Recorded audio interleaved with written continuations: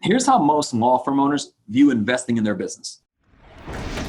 Okay. I've seen this across the board. Number one is, how do I minimize my exposure? How do I minimize just, what I can lose? There's not putting too much, not putting too many chips because I don't want to lose too much. Okay.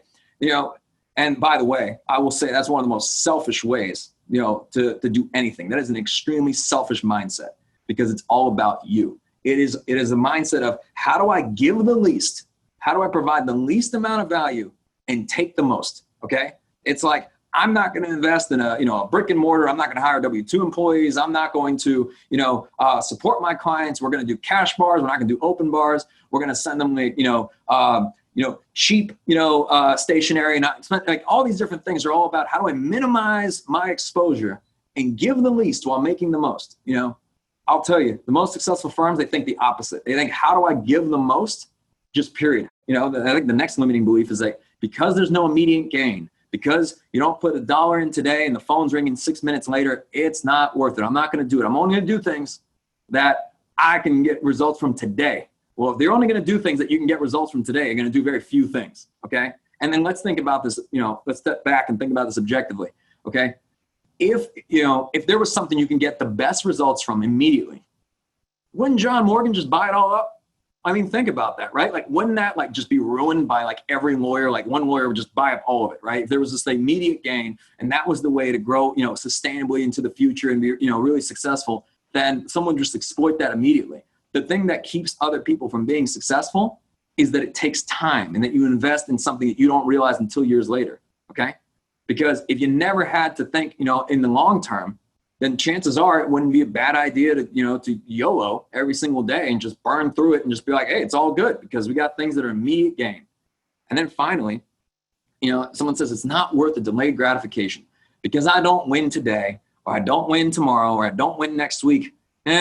What is this brand? I'm not going to invest in brand. I'm not going to invest in the team. I can't measure that today or your next month. Phone's not ringing. It's not worth it. Even 3 months, sometimes 6 months.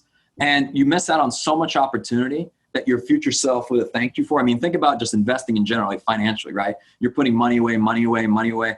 So many people have this mindset that, why would I put away money now? I mean, retirement's 20 years away, right? Well, I promise you, when you get there in 20 years, you will thank your younger self for putting away money consistently, because at some point you're going to need it and you'll be glad you started then versus, starting 20 years later.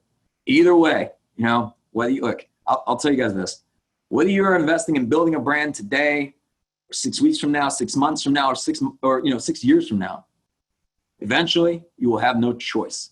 Eventually, the only firms left standing will be the ones that have built sustainable brands, because they will outcompete all the other firms that are just strictly commodities. Those are the only ones that will be left. I mean, you see this happening in other industries. You look at dental and so on, you look at things with group practices and so on.